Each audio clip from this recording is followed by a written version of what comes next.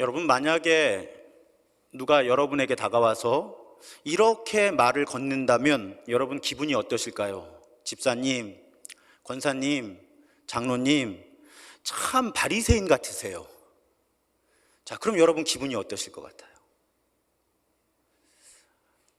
역시 우리 교인들은 표정이 드러나질 않습니다.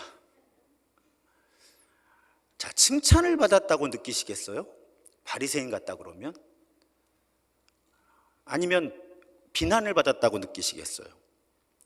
자, 비난을 받았다고 느낀다면 왜 그럴까요? 제가요, 오늘 설교를 준비하면서 정말 궁금해서 혹시나 하고 국어사전에서 바리새인이라는 단어를 찾아봤어요. 국어사전에서, 한국어 국어사전에서.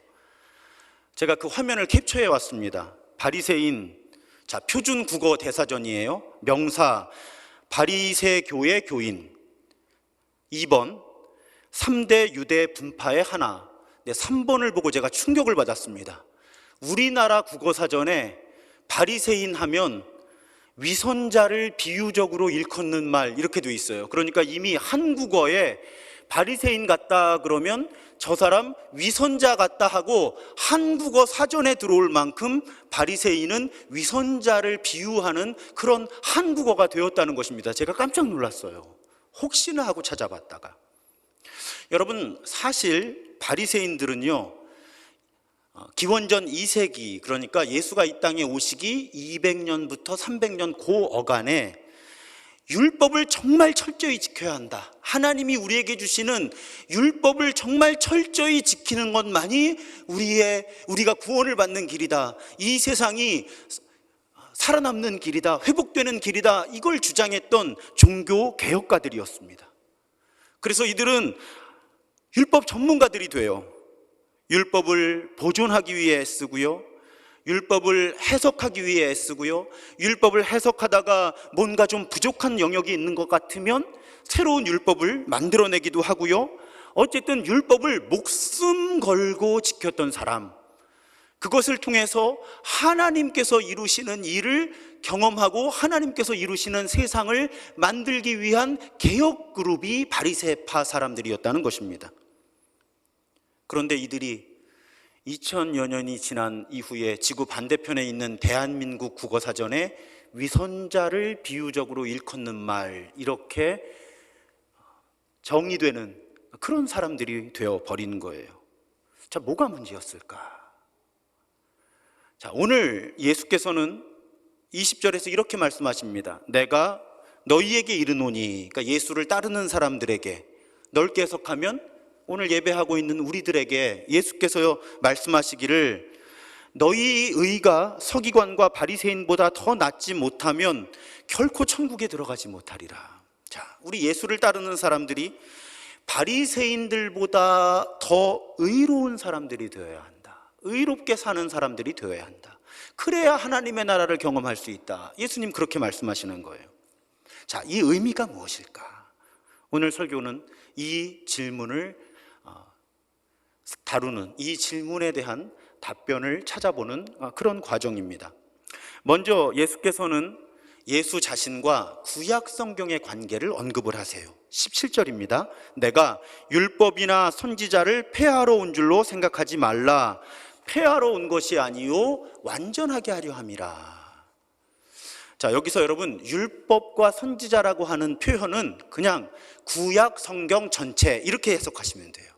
이건 당시 사람들의 관용어구, 수거 같은 거예요. 그러니까 율법과 예언자 혹은 율법과 선지자, 이러면 그냥 구약 성경 전체를 가리키는 말이다, 이렇게 해석을 하면 됩니다. 그러니까 예수께서는 뭐라고 말씀하시는 거예요? 내가 구약 성경을 폐하러 온 것이 아니라 완전하게 하기 위해, 완성하기 위해 왔다, 이렇게 말씀하신다는 거예요. 근데 저는 하여튼 어렸을 때 그렇게 많이 배웠습니다. 자, 구약은 오래된 약속이잖아요. 신약은 새로운 약속이에요. 여러분, 오래된 약속이 더 중요해요? 새로운 약속이 더 중요해요? 자, 새로운 약속이 더 중요합니다. 새로 약속을 맺었으니까 오래된 약속은 중요하지 않다. 우리 그렇게 배웠어요. 그런데 오늘 예수님은 그렇게 말씀하시지 않는다는 거예요.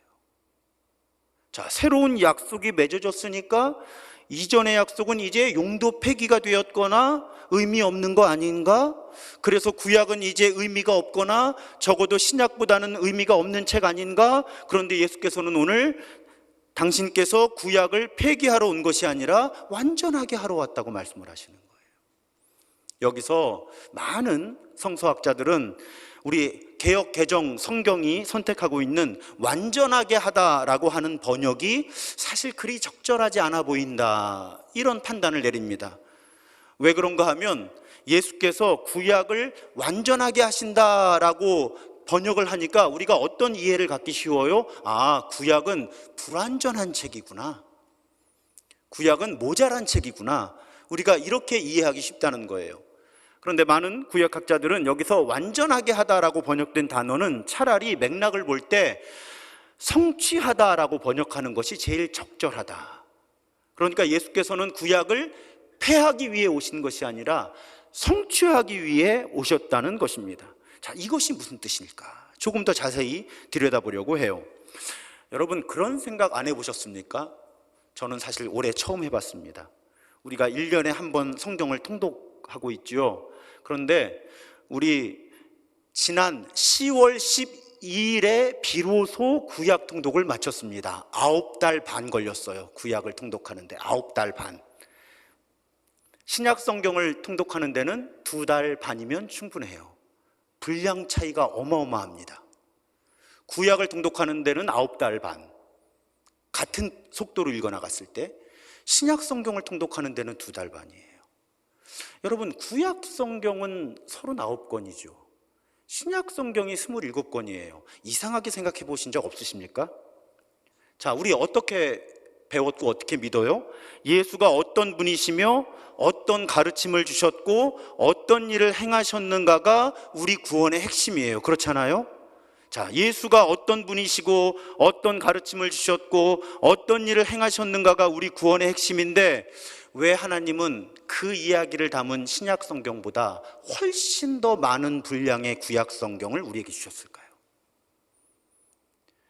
그리고 초대교회는 이제 우리 구약 필요 없습니다 하지 않았다는 거예요. 유대교에서 전해준 39권의 성경, 정경이라고 부르죠. 그걸 아무런 저항과 고민 없이 하나님의 말씀으로 받아들인 거예요. 그리고 단지 27권의 짤막한 글을 모아서 신약 성경이라고 고백한 겁니다. 이상하지 않으세요? 왜 예수 이야기가 구원의 핵심인데 예수 이야기를 담은 분량보다 훨씬 더 많은 분량의 구약 성경을 우리는 하나님의 말씀이라고 고백하게 되었을까요? 하나님이 우리에게 주셨을까요? 한마디로 정리해 드릴게요. 신약은 구약을 근거해서 구약의 기반 위에 기록되었다는 뜻이에요. 더 극단적으로 말씀드리면 초대교회 교인들은 구약 성경을 통해 이미 하나님이 구원에 필요한 말씀을 다 주셨다고 믿었던 거예요. 하나만 더 받아들이면 돼요. 구약에서 예언된 그분, 메시아, 그분이 예수시다만 고백하면 구약이 우리 구원의 완성에 충분한 책이 되는 겁니다. 하나님이 다 말씀해 주신 거예요. 그래서 신약 성경에 보면 신약 성경에 기록된 성경은 전부 구약 성경을 의미하는 거고요. 심지어 신약 성경을 기록한 분들은 본인들이 신약 성경이 필요해서 기록하고 있다는 생각조차 하지 않았습니다. 구약으로 충분하다고 고백하면서 단지 그것을 설명해내기 위해서 조금 더 자료가 필요했던 거예요. 그렇게 신약 성경이 기록이 되는 겁니다. 여러분, 우리 예언서를 읽어오신 분들은 굉장히 쉽게 이해하실 수 있어요. 하나님이 이미 당시 사람들의 구원에 충분한 말씀을 구약을 통해 주신 거예요. 자, 이스라엘이 심판을 받아서 포로 생활을 했어요. 70년. 그리고 돌아왔어요. 회복시키고 구원하시고자 하는 하나님의 프로그램이 작동을 하기 시작한 거예요. 하나님이 여건을 다 만들어 주셨어요. 문제는 하나님이 아니라 당시 이스라엘 사람들이었던 거죠. 이 하나님이 약속하신 말씀에 순종하지 않았던 거예요. 그래서 성전도 회복하고 성벽도 회복하는데 하나님께서 약속하신 구원이 이루어지지 않아요. 그런데 사람들은 하나님을 원망합니다. 하나님이 신실하시지 않다는 거예요. 하나님이 우리와 맺은 약속을 지키시지 않는다는 거예요. 하나님이 속상하시잖아요. 그래서 하나님이 예언서에 가장 반복적으로 말씀하시는 게 뭐예요? 메시아적인 존재들이 와서 이 일을 회복할 것이다. 그런데 하나님이 누굴 보내셔도 안 되는 거예요. 사람들이 받아들이질 않으니까. 결국은 누가 오시는 거예요? 하나님이 오시는 거예요. 그분이 예수님이에요. 그렇게 예수가 이 땅에 오셔서 예수님 뭘 하신 건가 하면 구약에 이미 선포된 하나님의 나라, 하나님의 통치가 이 땅에 이루어질 수 있고 이루어지고 있다는 것을 말씀과 행동으로 보여주신 거예요. 그런 의미에서 구약을 완성하셨다는 거예요. 구약에서는 완성이 이루어지질 않아요. 구약 자체가 문제가 아니라 사람들이 제대로 반응하지 않았기 때문에 구약이 완성이 되지 않는 거예요. 그런데 예수께서 직접 이 땅에 오셔서 봐, 구약에서 하나님이 약속하신 일들, 그 하나님의 나라, 하나님의 통치가 지금 이 땅에 이렇게 이루어지잖아 하고 예수님이 직접 보여주셨다는 것이죠.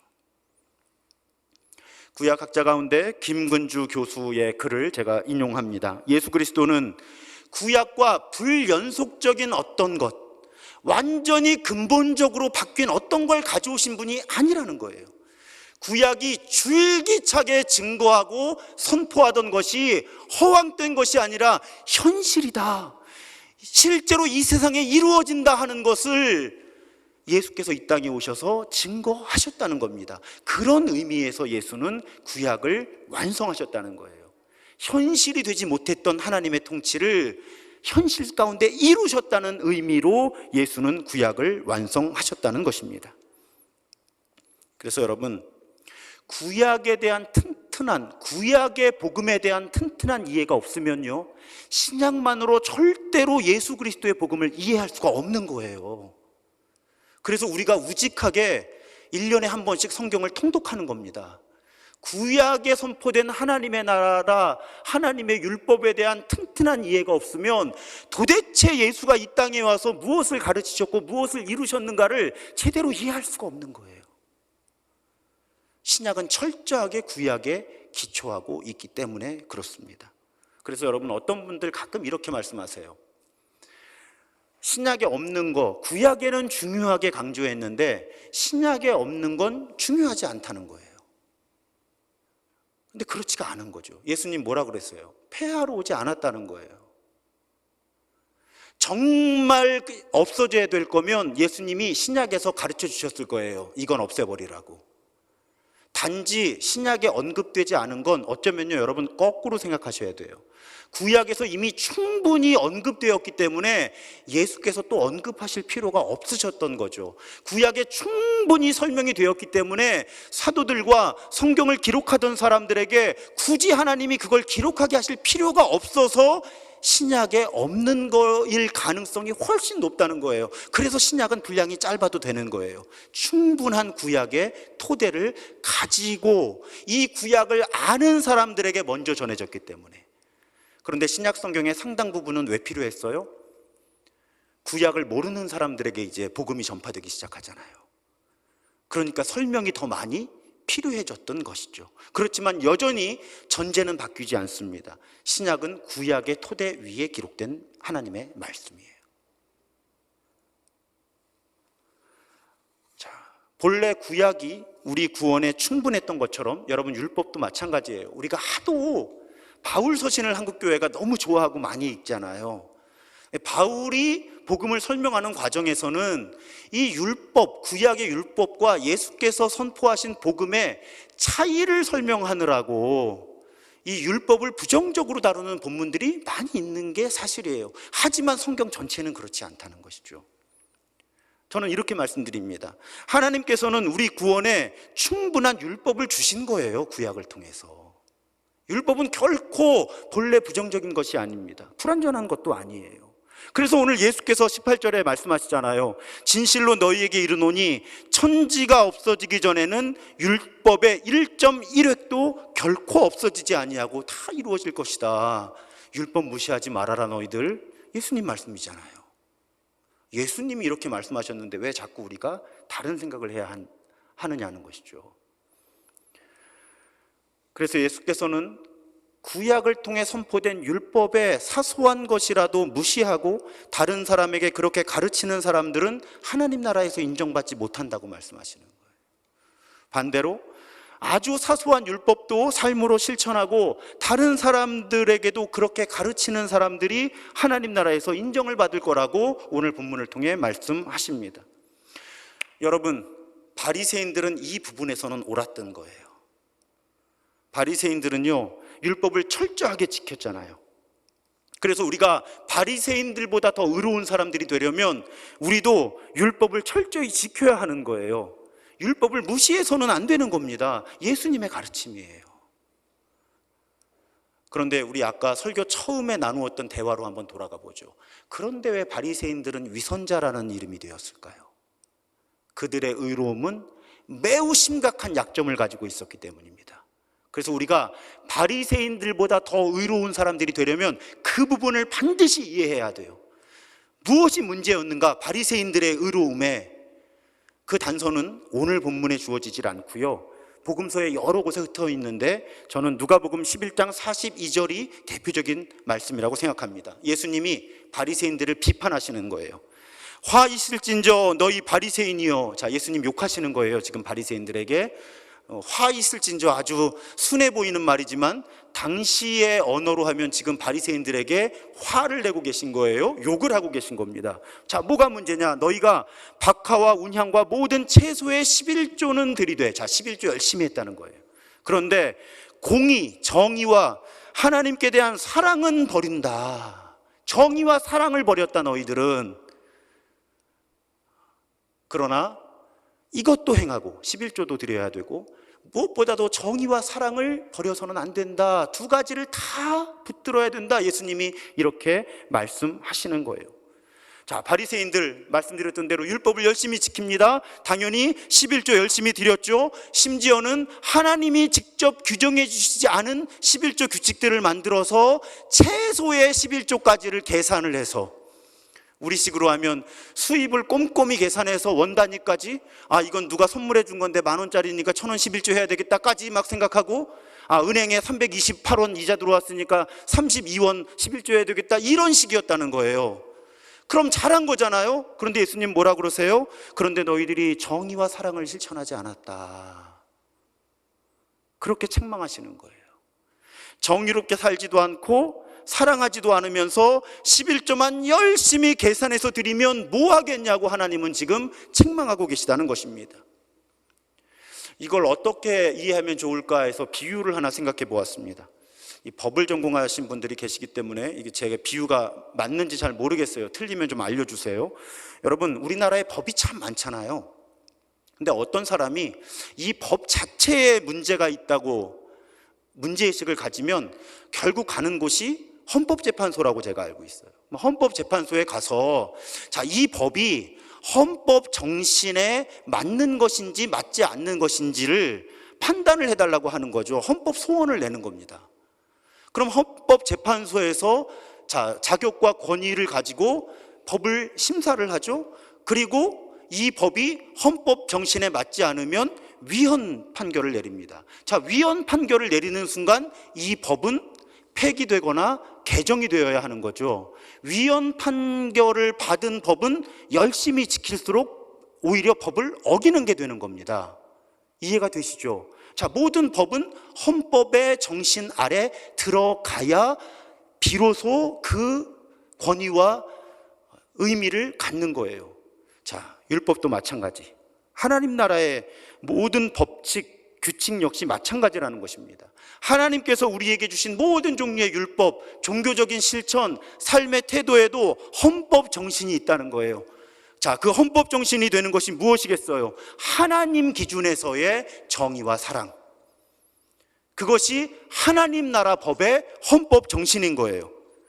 그러니까 우리가 어떤 종교적인 실천을 해요. 예배도 드리고 헌금도 드리고 소그룹으로도 모이고 선교 사역도 하고 여러 일들을 합니다. 하지만 그 모든 일들의 근거가 되고 기준이 되는 그 헌법 정신은 하나님 기준에서의 정의와 사랑이라고 하는 거예요.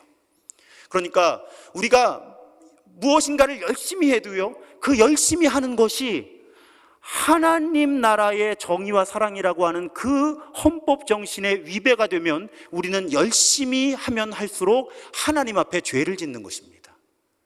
사람들 앞에 죄를 짓는 거예요. 바리새인들의 문제가 바로 그거였죠. 정의와 사랑이 없는 삶. 그러면서 열심히 11조만 계산해서 드렸죠. 그러다가 그들은 결국 국어사전에, 남의 나라 국어사전에 위선자들이라는 이름으로 낙인이 찍히게 된 것입니다. 우리가 바리새인들보다 더 의로운 사람들이 되어야 한다, 의로운 삶을 살아야 한다는 말씀의 핵심이 여기 있는 거예요. 우리가 율법, 어떤 종교적인 규칙들, 또 삶의 규칙들을 열심히 지키는 것만으로는 부족하거나 심지어는 위험하다는 것입니다. 우리의 모든 실천 가운데는 하나님의 뜻이 담겨져 있어야 되는 거예요. 하나님의 마음이 담겨져 있어야 한다는 것입니다. 이걸 놓쳐서는 안 되는 거예요. 무조건 순종하지 마십시오. 무조건 순종하지 마세요. 질문을 하십시오. 내가 지금 무엇을 하고 있는지, 내가 하는 모든 일 가운데 정말 하나님 나라의 정의와 사랑의 정신이 담겨져 있는지. 그런데 오늘 이 바리새인들에게 주시는 예수의 처방전이 정말 의미 있습니다. 이것도 행하고 저것도 버리지 말아라. 제가 가끔 우리는 극단을 피해야 합니다, 중용을 선택해야 합니다, 그런 말씀 드리는데요, 예수님은 이렇게 말씀하시는 거예요. 자, 우리 이런 태도를 가질 수 있습니다. 한쪽 극단에서는요, 야, 정의와 사랑하는 삶이 중요하지 11조가 뭐가 중요해? 신약에 11조 없어, 11조 드릴 필요 없어. 자, 한쪽 극단에는 이런 사람이 있는 거예요. 반대쪽 극단에는 어떤 사람이 있을까요? 아니, 11조만 내가 철저하게 드리면 되지, 내가 돈을 어떻게 벌고 어떻게 쓰는지가 뭐가 상관이야, 내가 그냥 돈 벌면 되지. 한쪽 극단에는 그런 자세가 있는 거예요. 그러니까 한쪽에서는 하나님의 사랑과 정의라는 정신을 버리고요, 한쪽에서는 11조라고 하는 율법을 버리는데 예수님은 그러지 말라는 거예요. 정신과 그릇, 이 두 가지를 다 끌어안을 수 있어야 성숙한 예수의 제자가 된다는 것입니다. 그러니까 예수님은 11조에 관해서 이렇게 말씀하시는 거예요. 하나님의 사랑과 정의를 실천하면서 돈을 벌고 11조를 드려라. 플러스 더하기 11조를 사용할 때는 교회가 하나님의 사랑과 정의를 실천하는 일에만 사용해야 된다. 우리 말라기 통독하면서 11조 배우셨어요? 성경은 11조를 잘 내라고만 가르치지 않습니다. 잘 쓰라고 가르치세요. 하나님 사랑과 이웃 사랑을 위해서. 우리가 얼마나 율법을 잘라내고 목회자와 교회와 우리 욕심과 필요에 맞추어서 쓸데없는 율법들을 많이 갖다 붙여요. 근데 아주 단순한 거예요. 내가 하나님의 정의와 사랑을 닮은 일상을 살려고 애를 쓰면서 정직하게 성실하게 돈을 벌고, 이것이 하나님께서 주신 것이다 고백하면서 그 10분의 1을 내 믿음을 담아서 하나님께 드리고, 그리고 교회는 이 10분의 1 드려진 것들을 가지고 어떻게 하면 하나님의 사랑과 정의가 이 공동체와 공동체 밖에서 움직여 나갈 수 있을지를 고민하면서 헌금을 집행하는 거죠. 그것이 하나님께서 주신 11조와 헌금의 정신입니다. 그런데 당시 바리새인 종교 지도자들은 하나님의 법 정신을 이해하지 못했거나 알면서도 외면했기 때문에 열심히 11조 하면서 열심히 위선자들이 된 거죠. 여러분, 아까 헌법재판소가 우리 모든 법률의 어떤 여부를 그 합법성을 결정하는 권위를 갖는다고 말씀드렸는데, 율법과 하나님께서 주시는 모든 실천의 기준도 있습니다. 바로 예수님이에요. 헌법재판소가 어떤 법의 유효성을 결정하듯이 예수님이 우리 모든 실천의 기준이 되십니다. 아까 설명드렸던 것처럼 예수님이 이 땅에 오셔서 하나님의 사랑과 정의를 다 담아낸 율법, 종교적인 실천, 삶의 실천이 어떤 것인지를 말씀과 삶으로 우리에게 새롭게 해석해 주셨기 때문이에요. 그래서 우리는 늘 물어야 되는 거예요. 무엇이 예수님의 가르침인가? 무엇이 예수님의 삶의 실천이었는가? 그 기준을 가지고 우리의 종교적인 실천과 삶의 행동들을 평가해내야 한다는 것입니다. 다시 한번 정리해 볼게요. 여러분, 구약에는 아무 문제가 없었어요. 구약의 율법에도 아무 문제가 없었습니다. 사람들에게 문제가 있었던 거예요. 우리들에게 문제가 있는 겁니다. 그래서 예수께서 구약을, 율법을 완성하기 위해 오셨고요, 이 말씀을 우리에게 주셔서 우리도 예수님을 기준으로 우리의 모든 종교적인 실천과 살아가는 방식들을 하나님 뜻에 맞추어 나가도록 우리를 안내하고 계신 거예요.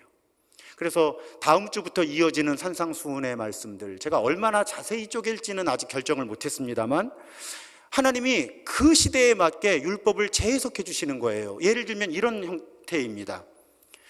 자, 율법에 살인하지 말라고 되어 있지? 근데 너희들이 오해하더라. 그냥 사람만 안 죽이면 되는 줄 알고 다 저 살인한 적 없는데요 하고 당당한데, 하나님이 본래 살인하지 말라는 율법을 주신 의도는 다른 사람을 함부로 비하하거나 무례하게 대하지 말라는 마음을 담아서 살인하지 말라는 가르침에 담아주신 것이다. 예수님이 이렇게 해석을 해주시는 거예요. 자, 율법에 간음하지 말라고 되어 있지? 그러면 뭐 실제 어떤 관계를 어떻게 하고 안 하고 너희들은 그거 가지고만 간음을 했네 안 했네 따지더라? 아니야. 하나님이 간음하지 말라는 율법을 본래 주신 그 뜻은 그런 행동이 시작되는 너희들의 그 성적인 욕구, 그런 생각들부터 철저하게 관심을 가지고 살피라는 의도로 하나님은 간음하지 말라라는 율법을 주신 거야. 너희들이 너무 오해하더라. 예수님이 이런 가르침을 주시는 거예요.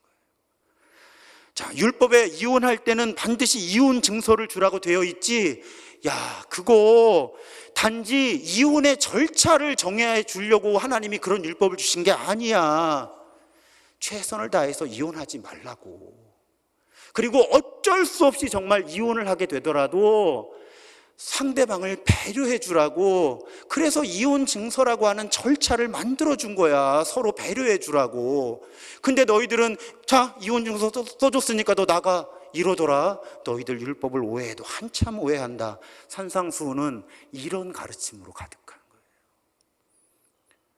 이건 오늘 우리도 마찬가지예요. 우리도 자꾸 우리 편한 대로 하나님의 말씀을 해석하는 거죠. 그러면서 교회들이 집단적으로 하나님의 뜻에서 벗어나는 거예요. 이 정도면 괜찮지 우리? 아니요. 하나님이 율법을 주실 때 완전하게 주셨다니까요. 우리가 자꾸 그 율법들을 불완전하게 만드는 거예요. 그래서 우리는 끊임없이 질문을 하면서 예수님께로 기준을 맞춰야 되는 거죠. 예수님이라면 이 문제를 어떻게 생각하셨을까? 근데 이 판단을 정확하게 하려면 우리가 말씀을 열심히 공부해야 되겠죠? 말씀을 열심히 공부하고 또 묵상하면서 기도하지 않으면 우리는 예수님의 기준을 배울 방법이 없는 거예요. 그러니까 자꾸 자기 기준에 하나님의 말씀을 갖다 맞추다가 타락하는 거죠. 우리 겸손하게 끊임없이 하나님의 말씀을 알아가야 하는 거예요. 끊임없이 성실하게 기도해야 되는 거예요. 그러면서 힘써 예수를 알아가고 예수를 따라 살아가야 한다는 거예요. 그게 우리의 살 길이 있는 거죠. 예수께서도 요한복음 14장 6절에서 선언하셨잖아요. 내가 곧 길이요 진리요 생명이니 나로 말미암지 않고는 아버지께로 올 자가 없느니라. 제가 다시 한번 부탁드립니다. 여러분, 왜 하는지 잘 모르시겠으면 제발 저에게 물어봐 주세요. 얼마 전에 어떤 분이 물으셨어요. 강단의 초는 왜 밝히는 걸까요? 제가 설명해 드렸습니다. 여러분, 만약에 이 헌금을 왜 드려야 하는 건지 모르시겠으면 제발 저에게 물어봐 주세요. 우리는 끊임없이 그런 대화의 과정에서 나와 우리를 향한 예수님의 뜻을 찾아가야 되는 거예요. 그런 대화를 나누다가 지도자인, 영적 지도자라고 여러분들이 불러주는 제가 판단할 수 있어요. 이건 오늘 이 시대의 예수님의 마음에 맞지 않다. 그러면 우리는 과감하게 무엇인가를 없애버려야 할 수도 있습니다. 제가 오죽하면 내년에 맥주감사절을 계속 지킬 것인가, 지킨다면 어떻게 할 것인가를 고민하고 있는 거예요. 저도 스스로 질문을 던지는 겁니다. 아무도 보리농사를 안 짓는 이때에 우리가 맥주감사절은 왜 지킬까? 어떤 방식으로 지켜야 할까?